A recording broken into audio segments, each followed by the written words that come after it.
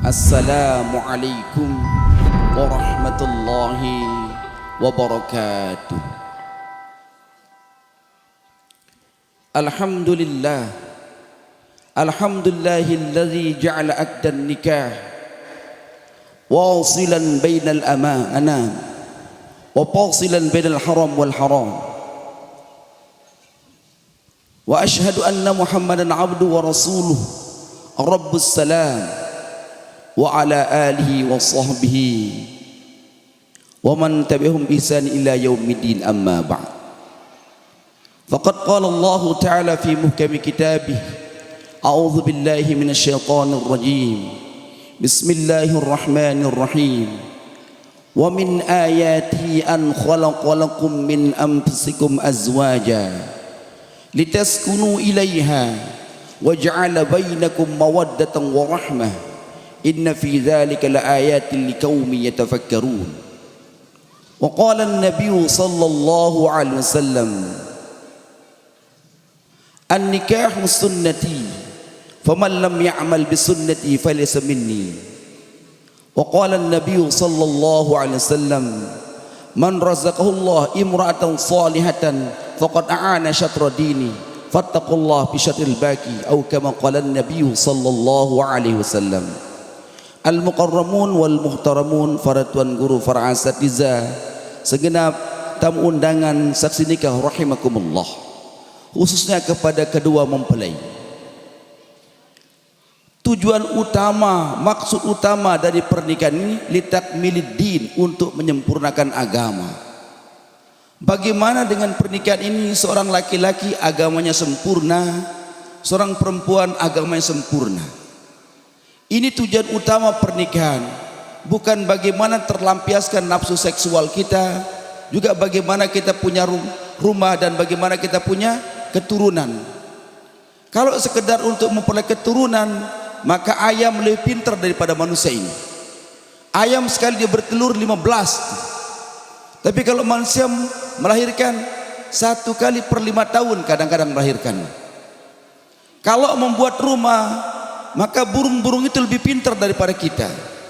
Burung membuat rumah ini tanpa pernah kredit, dia cash langsung jadi rumahnya. Tapi kita ini 15 tahun kredit, 20 tahun kredit rumah itu. Lebih pintar binatang-binatang itu ketimbang kita, kalau itu tujuannya. Maka tujuan utama perkawinan litakmilid din, untuk menyempurnakan agama. Bagaimana seorang suami sempurna agamanya, seorang istri sempurna agamanya. Sehingga parameter dalam kita melaksanakan pernikahan ini adalah agama.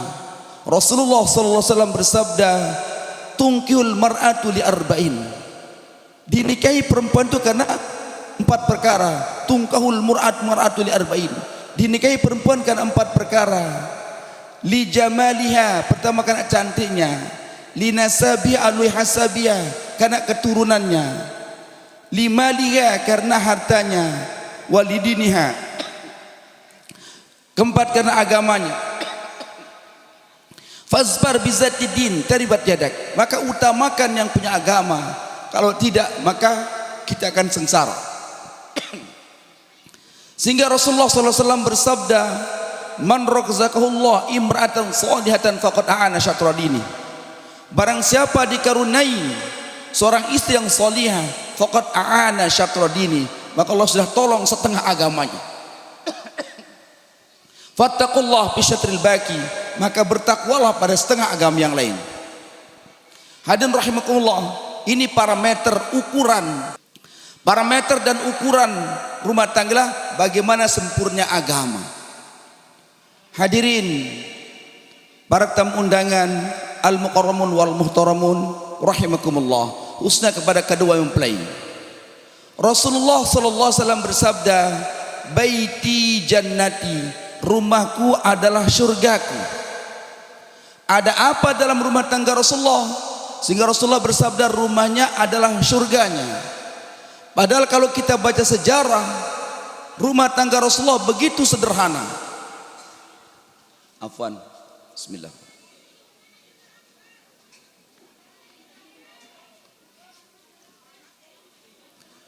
Rumah tangga Rasulullah begitu sederhana. Dalam sebuah hadis diceritakan Rasulullah tidak pernah makan kenyang 2 hari berturut-turut. Sehari lapar, sehari kenyang.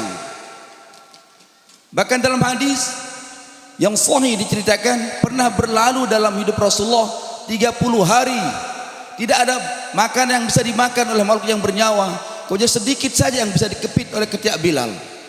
Bahkan dalam riwayat Aisyah radhiyallahu taala anha pernah berlalu 3 bulan sabit, 3 kali hilal, tidak ada api dalam rumah tangga Rasulullah, baik untuk memasak maupun untuk penerangan. Sampai Urwah bin Zubair radhiyallahu taala anhu, keponakan Aisyah radhiyallahu anha ini bertanya, apa yang bisa membuat kalian bertahan hidup sehingga 2 bulan berturut-turut tidak pernah masak? Maka Aisyah mengatakan al-aswadani, 2 benda hitam, air putih dicampur dengan kurma hitam. Tapi walaupun begitu, rumah tangga Rasulullah seperti surga, baiti jannati, rumahku adalah surgaku. Coba kita lihat sekarang acara infotainment di TV, ada cek dan recheck, ada kabar-kabari, ada hotshot, ada hotshot, ada silet, ada bermacam-macam acara infotainment yang memberitakan artis yang gagahnya setengah mati, yang istrinya kayak bidadari, yang income per kapitanya itu miliaran per bulan, yang punya rumah megah, mobil wah, bahkan nikah kadang-kadang di Ka'bah untuk buat sensasi. Tapi baru sebulan 2 bulan cerai. Ada apa? Pendidikannya pada tinggi-tinggi, S1, S2, S3 luar negeri, tapi sebulan nikah cerai, 2 bulan nikah cerai, 3 bulan nikah cerai. Kenapa? Satu saja tidak ada agama dalam rumah tangganya. Hadirin rahimakumullah, sehingga Al-Quran mengatakan wala amatun mu'minatun khairum min musyrikatin walau a'jabatkum. Perempuan yang hitam legam, yang jelek, yang budak tapi dia beriman, khairun min musyrikah, lebih baik daripada perempuan yang musyrik, walau a'jabatkum, walaupun kecantikannya sampai menyerupai pandangan mata kamu.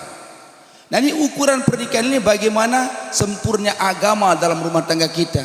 Kalau kita sempurnakan agama, maka Allah akan bahagian kita dalam seluruh keadaan kita ini. Hadirin rahimakumullah. Dan insyaallah kita akan punya keturunan yang saleh dan salihah. Jadi ada sebuah riwayat, seorang budak bernama Al-Mubarak.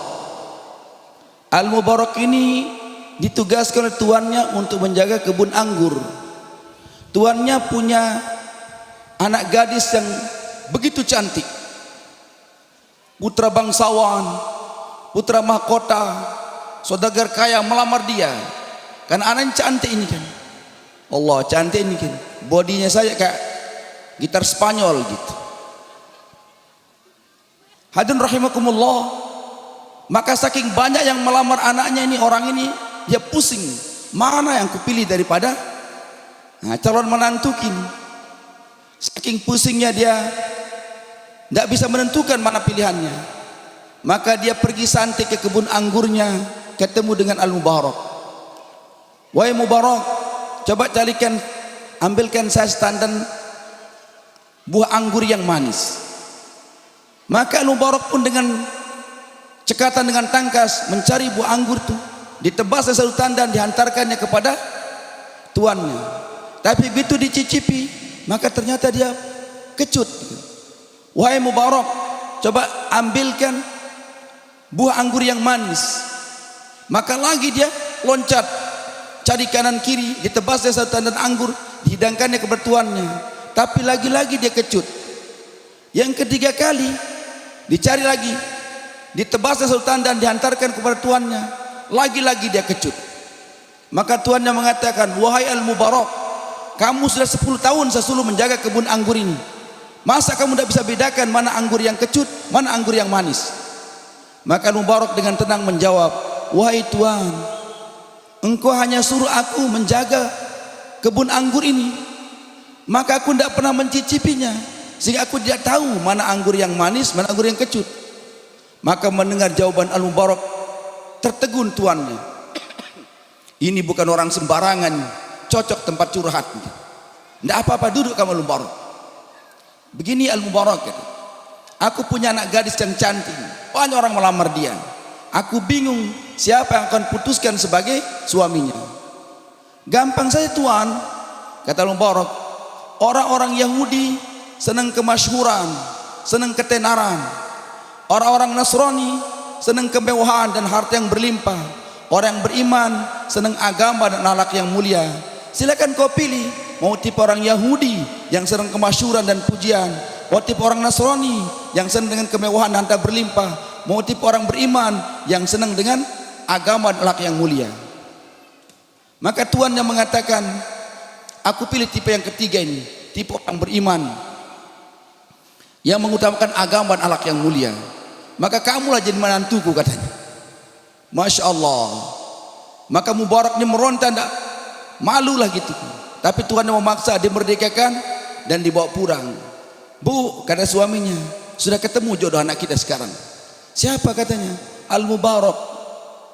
Istri mengatakan, Al-Mubarak? Masa Al-Mubarak jadi menantu kita, kan? Pokok tenang ibu, pendek cerita dinikahkan dia.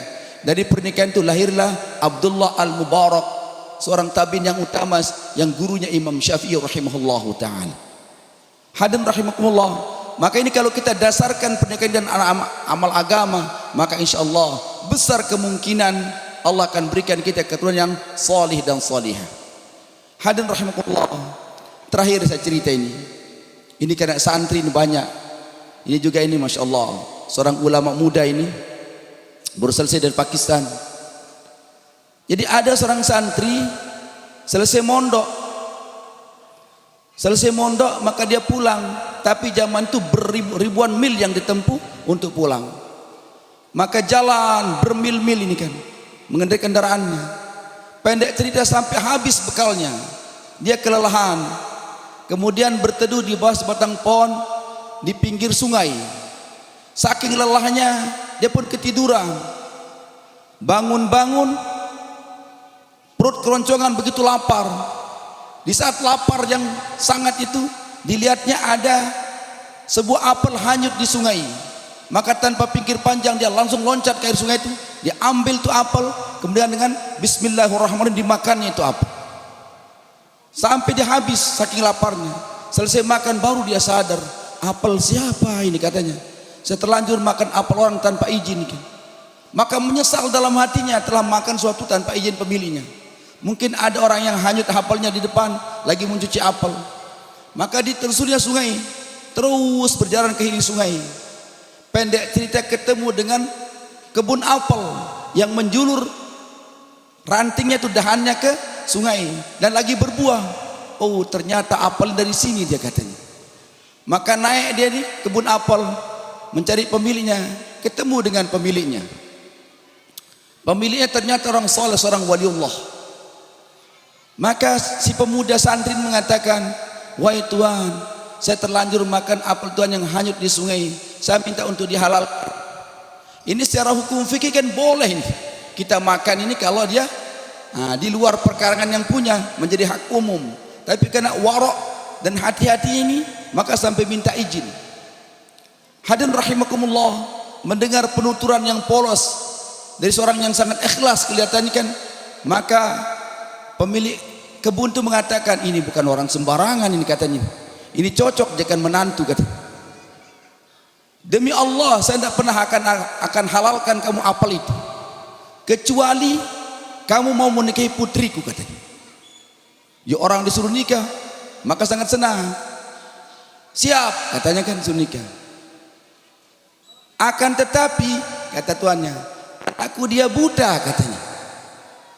Berkurang keinginannya sudah ini kan. Tidak cukup dia buta, dia tuli juga anakku itu. Tidak dia tuli saja, dia bisu juga, katanya. Cuk, bagaimana rupa perempuan itu tuli, buta, bisu, sudah habis tuh keinginan, tidak mau nikah, kan? Tidak cukup di sana, dia buntung tangannya juga, katanya. Cuk. Dan terakhir dia kakinya dia buntung, dia ada kakinya. Ya Allah, kayak timun mungkin perempuan kan? Ya bagaimana saya akan menikahi perempuan yang begitu, yang buta, yang bisu, yang tuli, yang buntung tangan dan kakinya? Ya kalau kamu mau, kalau kamu tidak mau, saya akan halalkan apel itu. Ini kehalalan sebuah apel ini. Maka terpaksa dengan berat hati dia mengatakan, ya saya terima. Maka pada nikahkan, angkahtuka wa zawwajtuka bi binti fulana binti fulan bi kaza wa kaza. Qabiltu nikaha wa tazwijaha bi kaza wa kaza. Selesai dari akad nikah sudah. Jadi suami istri. Maka itu kamar istrimu, ini kata mertuanya. Maka dengan berat hati, berat langkah ini kan, seperti dirantai kakinya berjalan ke kamar istrinya.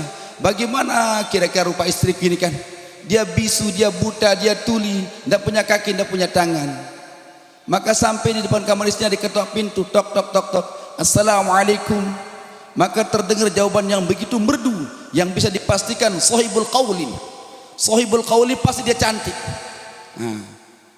Waalaikumsalam warahmatullahi, dengan merdunya. Yuh, maka dia lari, saya kaget, lari ke mertuanya. Kenapa kamu lari? Kata mertuanya, ada perempuan lain. Ini orang warung itu, ada perempuan lain. Maka suami baru menerangkan, itulah istrimu katanya kan. Aku maksud dia buta, dia tidak pernah melihat perbuatan yang haram. Aku maksud dia tuli, dia tidak mendengarkan perkataan dan ucapan yang haram. Aku maksud dia bisu, dia tidak pernah bertutur dengan perbuatan yang haram. Aku maksud dia buntung tangannya, tidak pernah memegang sesuatu yang haram. Aku bilang dia punya kaki, tidak pernah berjalan ke tempat yang haram. Baru dia sadar, maka dia ke kamar istrinya, ternyata kayak bidadari istrinya. Hadirin rahimakumullah, dari perkawinan itu lahirlah seorang anak bayi. Begitu lahir, dia tidak mau nyusu anak itu. Kebetulan lahirnya siang hari, dia tidak mau nyusu. Terus tiap hari tidak mau nyusu kalau siang hari. Ternyata dia lahir itu tanggal 1 Ramadan. Maka dia tidak langsung mau nyusu, siang hari tidak pernah mau nyusu. Maghrib bau nyusu. Maka tahun depan orang tanya, sudah mau nyusu anaknya? Kalau sudah tidak mau nyusu, tanggalnya 1 Ramadan. Itulah Syekh Abdul Qadir Jailani, Sultan Aulia. Hadirin rahimahullah. Ini pelajaran, kalau kita ingin mendapatkan keturunan yang saleh dan salihah, maka kita perbaiki agama kita. Sehingga Rasulullah SAW sabdakan, pilihlah kamu tempat menumpahkan, tempat menuangkan nutfahmu manimu. Jangan sembarangan. Hadirin rahimahullah, Al-Quran mengatakan, nisa'ukum harthul lakum fa'tu harthakum anna syi'tum. Nisa'ukum harthul lakum, istri-istrimu lah ladang buat kamu. Fa'tu harthakum anna syi'tum, maka datangi ladangmu. Ini ulama katakan anna syi'tum, mata syi'tum, wa kaifa syi'tum, min aina syi'tum. Jadi ulama katakan, datangilah ladangmu, mata syi'tum, kapan kamu mau?